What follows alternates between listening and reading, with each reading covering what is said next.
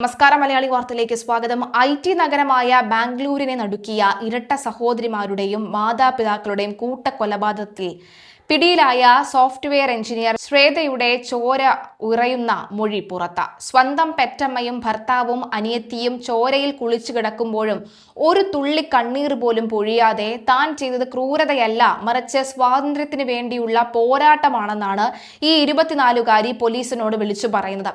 Bengaluru KR പുരത്തെ ഫ്ളാറ്റിൽ വെച്ച് സോമസുന്ദർ, ഭാര്യ മുത്തുലക്ഷ്മി, ഇളയ മകൾ സുപ്രിയ എന്ന 20 വയസ്സുകാരി എന്നിവരെ കത്തികൊണ്ട് വെട്ടിപ്പിളർന്ന് കൊലപ്പെടുത്തിയ ശേഷം പുതുച്ചേരിയിലേക്ക് ഒളിവിൽ പോയ ശ്വേതയെ കഠിനമായ തെരച്ചിലിനൊടുവിലാണ് പോലീസ് പൊക്കിയത്.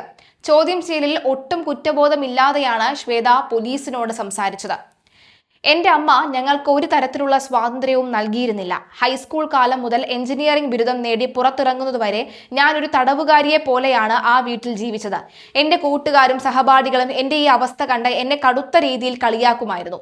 മാതാപിതാക്കളും സ്വന്തം സഹോദരിയും കൂടെ ഉണ്ടായിട്ടും ഞാൻ ഒരു അനാഥയെ പോലെയാണ് ജീവിച്ചു തീർത്തത്.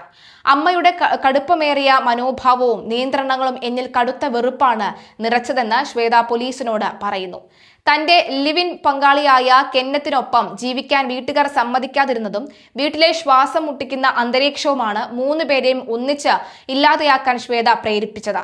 കഴിഞ്ഞ തിങ്കളാഴ്ച അതീവ ആസൂത്രിതമായാണ് ശ്വേതയും കാമുകൻ കെന്നത്തും ഫ്ളാറ്റിലേക്ക് എത്തിയത്. ഈ സമയം ശ്വേതയുടെ അമ്മ മുത്തുലക്ഷ്മി മാത്രമാണ് വീട്ടിലുണ്ടായിരുന്നത്. കെന്നത്തിനൊപ്പമുള്ള ജീവിതത്തെ ചൊല്ലി അമ്മയും മകളും തമ്മിൽ കടുത്ത വാക്കുതർക്കമുണ്ടായി.